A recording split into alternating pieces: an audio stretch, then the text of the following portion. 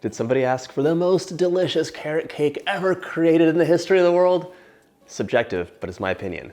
It's moist, fluffy, perfectly spiced, and covered in the best cream cheese frosting ever. I haven't even mentioned the buttercream carrots on top. Hey, you're watching Preppy Kitchen, where I, John Cannell, teach you how to make delicious homemade dishes to share with your family and friends. Today, it's this amazing carrot cake, so let's get started. Before I do anything for the batter, I'm prepping my pans. I already buttered my 3 8-inch pans, and I'm doing an optional step, which is a parchment paper round. You don't have to do this, but it's like an insurance policy. So if you dump your cake out and something's stuck or is underbaked a little bit or whatever else, parchment paper round will always release nicely, and it's a nice step to do.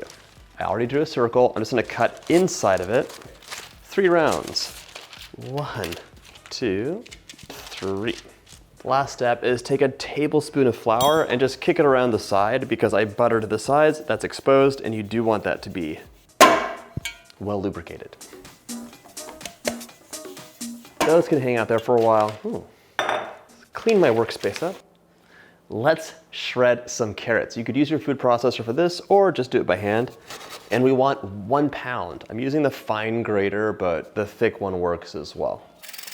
You be careful. This is the thing that's injured the most people in the kitchen. Your poor knuckles. You don't have to do this, but I have a scale here, so I can just measure it out as I go along. Halfway there. Exactly 1 pound. Okay, this can get set aside. Some scraps to nosh on later. Now for the dry ingredients. So into a large bowl over a scale and under a sifter, we're gonna add 300 grams or 2.5 cups of all-purpose flour. There we go. 2 teaspoons of baking soda, 2 teaspoons of baking powder, 1.5 teaspoons of salt, a generous 1/2 teaspoon of cinnamon, 1/4 teaspoon of ginger, 1/2 teaspoon of cardamom, oh, so good, and 1/2 teaspoon of allspice. Allspice really should go in all of your baking. All right, let's sift it out. Whisk it up. You want to distribute those spices and the leavening agents, the salt, everything. Don't distribute it onto the counter though. For the wet ingredients, we're using 3/4 of a cup of sour cream. And yes, if you don't have sour cream, yogurt will do, plain, full fat preferably. So now 3/4 of a cup or 180 ml of vegetable oil, 1/2 cup of applesauce. Using the applesauce and the sour cream helps you use less oil so you have a delicious moist cake that's not gonna be oily. Oily cake is one of my pet peeves. It's like, ugh. 1 2/3 cups of sugar might seem like a lot, but remember, this is a big cake. This is enough cake to feed like a large group of people. Let's add in about 2 teaspoons of vanilla and 3 whole eggs. Room temperature, please. All right, now we're ready to whisk this up. This is a small bowl for a lot of ingredients. What am I doing? This could be done in a stand mixer or with an electric mixer as well. We're basically ready to assemble our batter. Now there's one more step. Before I assemble the batter, I'm adding 1 cup of toasted chopped pecans into a little bowl and just tossing them with some flour. That's 121 grams in case you're not using cups. All right, just toss it up. This will help the nuts kind of like be where they need to be and not just sink to the bottom. So now let's assemble this batter. I'm so excited. Pour the wet into the dry. Now let's mix it up. We're mixing the batter until almost combined, which means it's okay to have a couple pockets of flour hanging out here or there because that's all gonna get handled once we fold in the rest of the ingredients. Now we can dump in those nuts and all that delicious carrot. What is a carrot cake without carrot? Cake. Most of you know this already, but all of that carrot will just infuse the cake with so much moisture.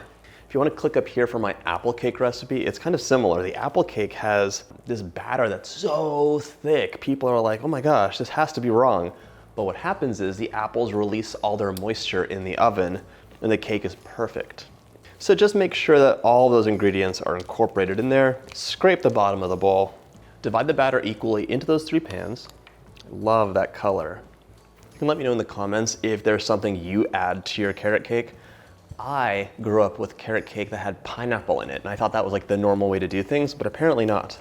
If you want my carrot pineapple sheet cake recipe on the blog, let me know and I'll post it up. It's like the family favorite I grew up with. Okay, so you want about 640 grams of batter in each of your pans. I zeroed out the scale first. These need some cake strips. This will help you bake up nice flat layers. If you don't use them, it's totally fine, but you'll have a domed cake, so you'll either have to trim or just deal with a cake that's really domed. Cake strips are on. Let's bake these for 40 minutes-ish at 350 F, 177 C. I don't know how it goes in other countries. I heard there's like gas marks, etc. Let me know about that, I'm curious. While my cake layers are cooling, it's time for some cream cheese frosting. This is gonna be a combo with 3 sticks of room temperature butter. That is 113 grams times 3, or 1.5 cups. Afterwards, we're gonna add in 16 ounces, that's 2 blocks of room temperature cream cheese. Okay, we're gonna cream this with a paddle attachment and just, make it nice and homogeneous. Get down there. This is one time where you want things on the colder side of room temperature because while amazing, delicious, creamy, tangy, and sweet, cream cheese frosting has this annoying tendency to really fall apart when it warms up. So if you get it to be on the cooler side of room temperature and make sure your cake layers are nice and totally cool, you're gonna have a much easier time decorating your cake. That's good. Now it's time for the sugar. I love having those there because I would always lose my scissors. Always lose my scissors. I would go crazy looking for scissors. Now they're always there. This is like the fun part of adulting. Okay, so we're gonna add in a lot of sugar. It's gonna be about 1 3/4 pounds of confectioner sugar. If you're like, oh my gosh, that's too much, you can add in less. It'll be totally delicious still. It'll be a little bit more oozy and droopy, so just don't go crazy trying to decorate the cake perfectly. The more sugar you add in, the stiffer it'll be and the more like regular buttercream. Okay, I'm just gonna get this started a little bit. Put that down, a little babushka, and let's go. It mostly worked. Mostly. I'm so used to decorating cakes with meringue-based buttercreams like Swiss and Italian meringue buttercream. You can click up here for my Swiss meringue buttercream recipe. It is perfect for decorating cakes, and it's blazingly white. It's like white frosting, which is also delicious. This is more yellow because the butter was yellow. Add a splash or a teaspoon or 2 of vanilla. Now let's give it a mix.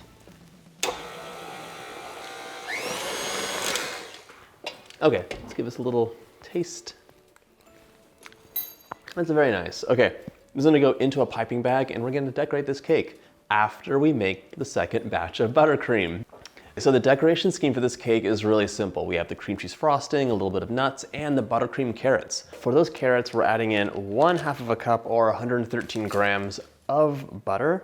Now just give it a mush. Mush, mush, mush, mush, mush, mush. I got really into those like buttercream flour tutorials that were from like various like Korean cake artists. And one of the things they would do is make their buttercream by hand, even for meringue-based ones. And it wouldn't have like any air bubbles in it and it'd be perfect for piping. So we're doing something kind of similar here for those carrots. If you want, you can totally make it with the paddle attachment in your stand mixer too, but it's not a big deal. So I'm just gonna dump in the sugar. I'm using about 2 cups of sugar now, and I might add in a little bit more if needed. What I'm doing is making like a paste. So I'm just mixing it in, mix, mix, mix, mix, mix. We'll fast forward to this, but it'll take a minute and it'll become a paste. A beautiful paste for piping those carrots. I'm just gonna add a drop of vanilla in to kind of lubricate things a bit. There we go. A little bit of patience is well rewarded in this pipeable paste. You want it to be really stiff. So one of the keys for piping anything with American buttercream, which this is to have it be stiff. You want to have a nice definition. If it's flowers, you don't want them to be droopy. And if it's a carrot, you want it to stand up with those little leaves coming straight up. Not all falling down, especially if the weather could be a bit warmer. So now I have my paste. I'm gonna separate this into 2 batches. A smaller one will be dyed green and the larger one will be dyed orange.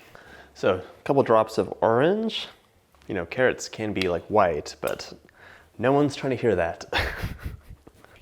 Orange carrots were developed to celebrate the House of Orange, as in William of Orange, as in William and Mary, King and Queen of England. That looks sufficiently orange, and if you ever have any doubts, you're like, oh my gosh, I don't know, this could be more saturated, just know that all buttercreams, American buttercreams, will darken up as they dry a bit. So that looks plenty orange to me. I think I actually have a carrot hanging out here. I think I used a lot of this green in another cake. There we go, nice and green. Green leaves, green.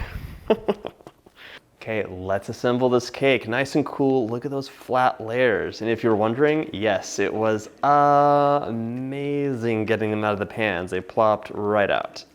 Okay, that's all I needed. That perfectly flat, fluffy and delicious. Straighten it out, so just make sure you're on a good foundation.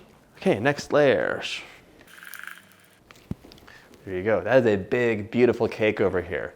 This cake is gonna break your heart. You'll never have another carrot cake again. I'm gonna get some buttercream coverage on this cake, and then as needed, I can add more on after an initial smooth. Don't be too precious with this cake. It's just a delicious cake with really cute buttercream carrots on top. Finish that up. Now, let's give it a smooth. Smooth the side out. Cake decorating is so much easier with a turntable, I cannot even tell you. Go and buy one. Pull in the edge. We're almost done with the smoothing part. Now I'm adding a skirt of toasted chopped pecans onto the bottom part. If it falls down, pick it right back up, just like a friend. I love that this adds contrast to the cake and also gives you extra crunch. I'm all about that crunch.